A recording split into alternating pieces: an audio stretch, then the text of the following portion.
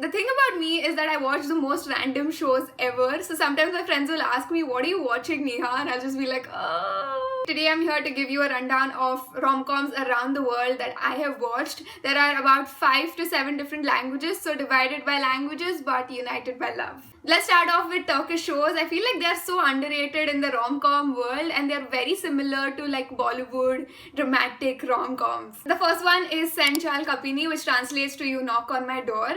And this is about a guy who's like this rich, successful architect, and there's this college girl who's studying at a university, but her scholarship is dropped because of him. So she hates him, they hate each other, they're like opposites completely, but then they are put into this forced or sort of fake engagement marriage sort of scenario, and they grow to like each other. I love the main leads of the show, Kerem and Hande.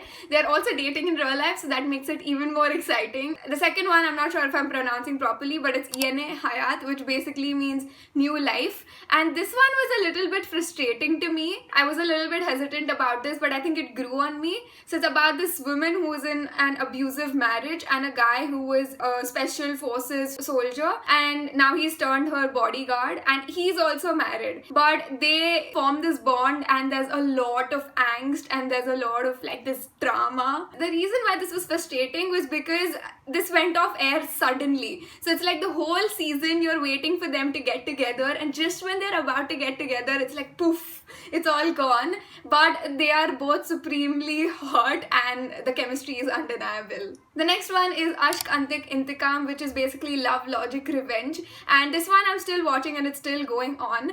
The thing about Turkish shows, which is so surprising, is that they release only one episode per week, and it's like freaking 2 hours long. It's like a whole movie that comes out once a week. Anyway, so this drama is kind of different. It's about two people who used to be married, and that time they weren't very well off, but the guy was building his own business, and the girl used to do a lot of jobs to kind of support both of them. And then something happens that leads to them getting a divorce. And then currently in the show now, the guy's company has like taken off, and he's become like successful and rich, and she ends up working at the same company at the office. And again, it's like different, but there's a lot of like drama and angst again, and it's kind of fun. Now let's move on to Korean dramas, and I've got to start with Crash Landing on You because it's quite the hype. It's one of those you've got to watch the shows if you're into rom-coms. I have a whole video on this and why you should watch it, so I'll link it down below. But just to give you a gist, the girl is a businesswoman from South Korea, the guy is a military soldier from North Korea. She's paragliding, and some storm or something comes up, and she lands in North Korea where the guy finds her. And initially they are like super wary around each other, but then eventually slowly we get the soon worthy moments. The next one is Descendants of the Sun, and again I really enjoyed watching this whole show. I've talked about it in my what I've been watching this year video, but just again to give you a gist, it's about a doctor and a guy who is in the special forces of the military in South Korea. So he goes off to do these really dangerous and secretive tasks and missions. Overall, I think it's a very wholesome series. It's not just romance, but it also explores their duty to their work and to their nation as a soldier and a doctor. The next one is What's Wrong with Secretary Kim, and again I talked about this in my what I've been watching this year video. So this is kind of like an office romance. It's between a boss and a secretary, and she's been working for him for like 7 to 8 years, and she knows everything about him, and that basically kind of takes her life over, and she realizes that she wants to step back and sort of figure herself out and live her life. So she wants to leave, but her boss, who by the way is super narcissistic, doesn't want her to leave, and the whole romance is around that. The next one is Well Intended Love, and I don't remember much about the series because I watched it a long time ago, but I remember it's between an actress who has leukemia and a businessman, and they get into this like secret marriage or something like that so that she can get money for her treatment, and he also gets something out of the transaction, and they fall in love. Interestingly, this has a second season which is the same characters but a different storyline. The next one is Vincenzo, which is not really romantic, but I wanted to mention it because I really like the series, and the romantic storyline that is followed in this is a full-on slow burn. So this is about a guy called Vincenzo who is the consigliere for a Italian mafia family, and he comes to Korea for his own purposes but ends up helping fight against the corrupt business people, companies in South Korea, along with this lawyer. It's a very wholesome series, and the romance is a small part of it, but it's still good. The next one is a Chinese series called Love is Sweet. Again, it's an office romance. It's between a boss and employee, but they are childhood friends. The thing about this is the girl has an allergy to tears, which I don't know how realistic it is, and I tried to look it up. I couldn't find an answer, but it's cute. The thing I've realized about rom-coms around the world are that most of the situations and tropes are very, very similar. It's all like fake dating, fake engagement, fake marriage, arranged marriage, pregnancy, enemies to lovers, boss employee, office romance, that kind of a thing, and rich poor dynamic. Let's move on to Spanish. The first show is called Elite, and it's about these teenagers in a private school. There's a lot of suspense, mystery, drama.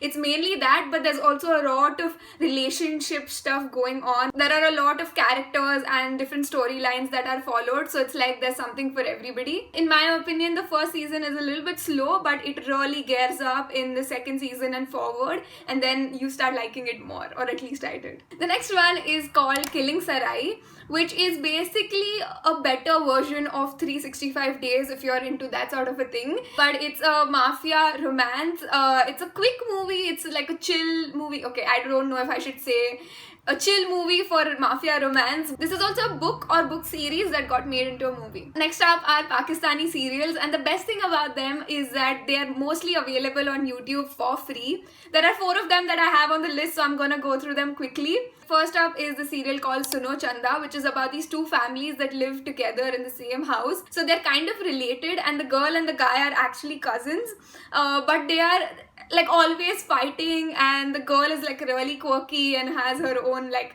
dramatic personality, and the guy is also has his own personality, and they're always clashing. The second one is a serial called Ye Dil Mera, and again these people have 2 different personalities and they're like opposites in some way, but then they have chemistry and they're into each other. But then there's this also like another layer going on where the guy is kind of like devilish, and he's only getting married to her to get back to her father about some shit that went down long ago, and he wants like sort of revenge. Next up is Ishqiya, which is again super dramatic but also really cute and fun because the actress and the actor are fun and cute and good looking.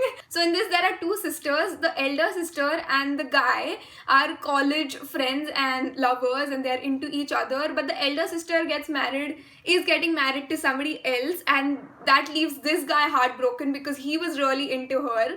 But somehow there is a marriage between the younger sister and this guy, and he's sort of just going into the marriage to get back at the elder sister, sort of like this twisted way of revenge or whatever. But the second sister's personality is completely different from the first sister, and she's like very charming and bubbly and fun, and she kind of grows on him. Next is a serial called Dil Kya Kare. Again, they are like related or cousins or something like that, but the girl goes off to America to live with her parents, but now she's back to Pakistan, and this guy has had the longest like crush on her, and he's like in love with her, but she doesn't know that.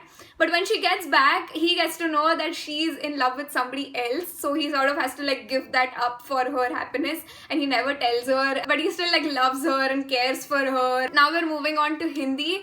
The first one is Bandish Bandits. I've talked about this in my other videos, so I'll quickly talk about all of these. Bandish Bandits again is about 2 people, 2 different personalities. I don't know why most rom-coms have this thing, like they really take the opposites attract to another level.